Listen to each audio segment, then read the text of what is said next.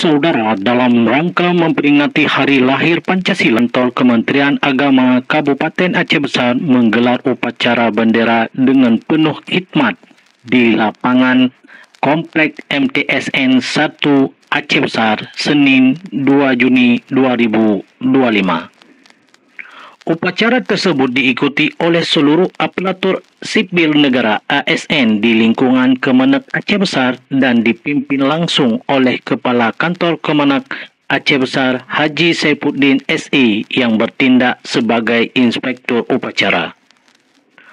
Turut hadir mendampingi Inspektur Upacara Pelaksana Harian PLH Kasubag Tata Usaha Nur Aini Yahya SH beserta para pejabat struktural lainnya, di antaranya Haji Suryadi SAG MPD Kasih Pendidikan Madrasah, Haji Nazaruddin SE Kasih Penyelenggara Haji dan Umrah, Haji Khalid Wardana SAG MSI Kasih Bimas Islam, Muhammad SPD Kasih Pendidikan Agama Islam, dan Saiful Amri SPD PLT Penyelenggara Zakat dan Wakaf.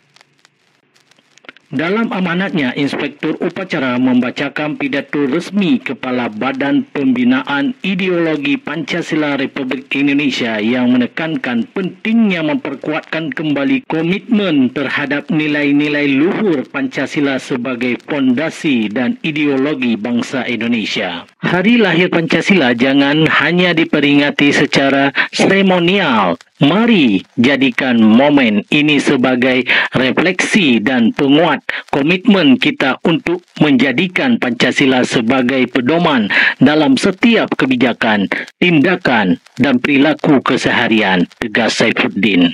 Ia juga menambahkan bahawa semangat Pancasila harus senantiasa tercermin dalam budaya kerja ASN Kemenak serta dalam peran mereka sebagai agen moderasi beragama dan penjaga kerukunan umat. Upacara ini bukan sekedar simbolik tetapi menjadi momen reflektif sekaligus komitmen kolektif untuk membumikan nilai-nilai Pancasila dalam menghadapi tantangan zaman termasuk era globalisasi dan digitalisasi, pangkasnya. Melalui momentum ini, Kementerian Agama Kabupaten Aceh Besar menegaskan peran strategis dalam menjaga nilai-nilai kebangsaan dan keagamaan yang harmonis, sekaligus memperkuatkan integritas ASN dalam melayani umat dan bangsa.